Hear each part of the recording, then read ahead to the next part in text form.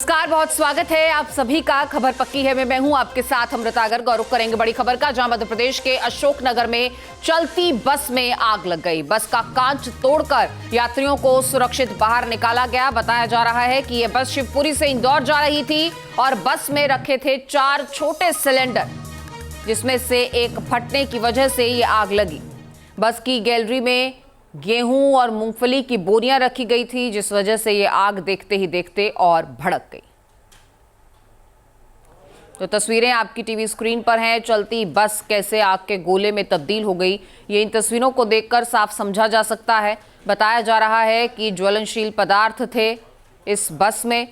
और ज्यादा जानकारी दे रहे हैं ग्राउंड जीरो से हमारे सहयोगी दिनेश प्रजापति। देखिए, कमला बस की ये बालाजी बस जो ट्रेवलर्स थी, उसका ये रात लगभग 8 बजे ये यहाँ पर ईसागढ़ तहसील के बमनावर के पास यह जलकर खाक हुई थी।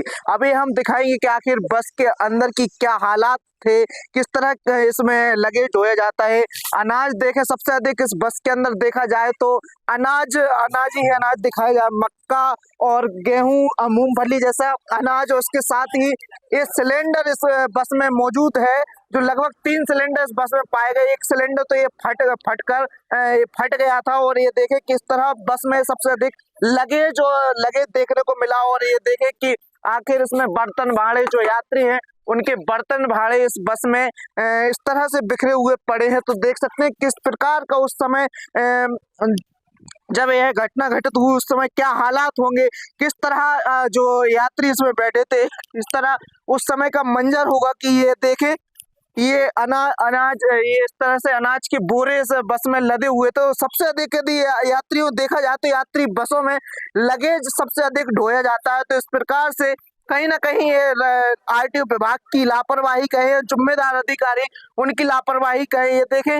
ये दो सिलेंडर ये डले हैं। तो इस प्रकार से यहाँ पर कोई भी जो जिम्मेदाराना रवैया है वो इन बस संचालकों के द्वारा नहीं दिखाया जाता। जो भी सामान आता है वो धर लेते हैं। तो कुल मिलाकर की इस तरह से एक लापरवाही, मूंगफली, इस तरह कपड़े लत्ते सारे लगेज सबसे अधिक भरा है। देखा जाए तो दिसंबर 2023 में गुना के आरोन जाने वाली सिकरवार जो बस थी, उस बस में लगभग 11 लोग जिंदा इसी तरह जलकर राख खाक हो गए थे और काल में समा गए थे। और ये देख सकते हैं कि इस लोकसभा क्षेत्र में यह इस 2023 में एक बस हादसा हुआ था, जिसमें जिंदा 11 लोग जल गए थे। और एक वही बस हादसा उसी लोकसभा क्षेत्र में ये है, कल रात लगभग 8 बजे हुआ। और इसमें कई लोग जो है सवार थे और जो पिछोर से इंदौर की ओर जा रहे थे।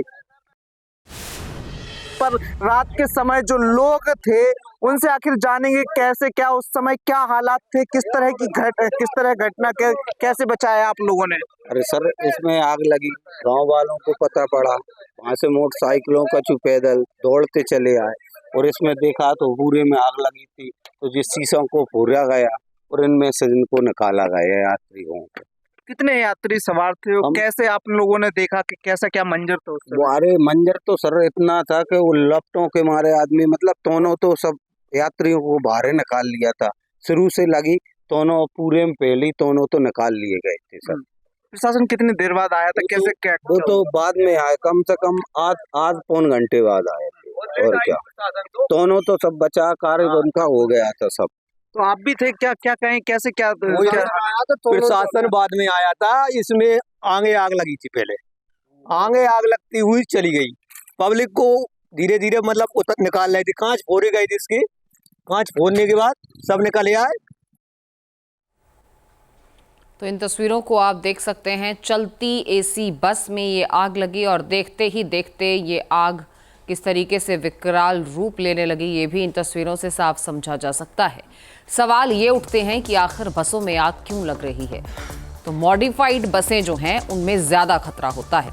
इन बसों की खराब डिज़ाइन, तारों के जाल बिछने से खतरा ज़्यादा बढ़ जाता है और शॉर्ट सर्किट से भी आग पकड़ने का खतरा ज़्यादा रहता है। डीजल या मोबिल लीक होने की वजह से एंट्री एग्जिट के लिए जो एक ही गेट है वो भी बंद हो जाते हैं।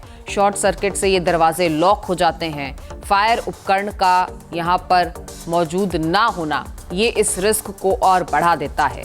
रेक्सीन की सीट में आग जल्दी लगती है और जो सीलिंग फोम है वो भी आग जल्दी पकड़ती है और जिसकी वजह से ये खतरा और बढ़ जाता है।